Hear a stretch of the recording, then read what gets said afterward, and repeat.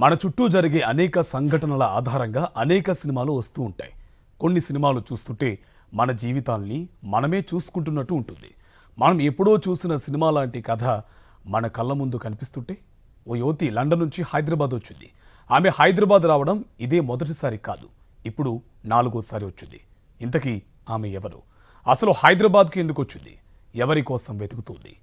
కళ్ళను కన్నీటి పొర కప్పేసి ఆమె జీవిత కథ ఏంటి? Watch this story.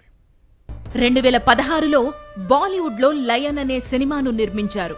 ఓ 5ఏళ్ల పిల్లోడు ఇంటి నుంచి పారిపోయి ఎక్కడెక్కడో తిరిగి చివరికి ఆస్ట్రేలియాలోని ఒక జంటకు దత్తత వెళతాడు. అతని జీవితం సంతోషమయంగా మారింది. అయితే పెద్దయ్యాక తన అసలు తల్లిదండ్రులను కలుసుకోవాలని తపిస్తాడు. బాల్య జ్ఞాపకాలతో ఇండియా వచ్చి ఎంతో ప్రయత్నం తర్వాత తన కుటుంబాన్ని కలుసుకుంటాడు. ఆ సినిమా చూస్తే ఎవరికైనా అప్రయత్నంగా అయినా కంటిని కన్నీటి పొర కప్పేస్తుంది. ఇప్పుడు అటువంటి కథే హైదరాబాదులో జరుగుతోంది. ఇది నిజంగా నిజం.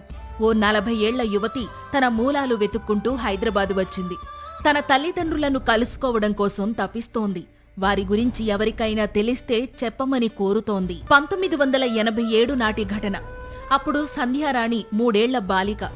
భార్య చనిపోయిందని చెప్పి ఆమె తండ్రి రాజ్ కుమార్ మరో పెళ్లి చేసుకున్నాడు.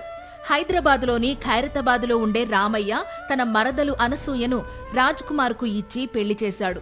రాజ్ కుమార్ సిటీలోనే ఒక బార్ అండ్ రెస్టారెంట్లో వెయిటర్గా పనిచేసేవాడు.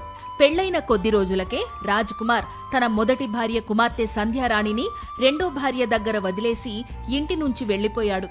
రాజ్ కుమార్ కోసం వెతికి వేసారిన రామయ్య చివరికి అతని కుమార్తె సంధ్యను విజయనగర కాలనీలోని బాలికా నిలయం అనే అనాథాశ్రమంలో అప్పగించాడు.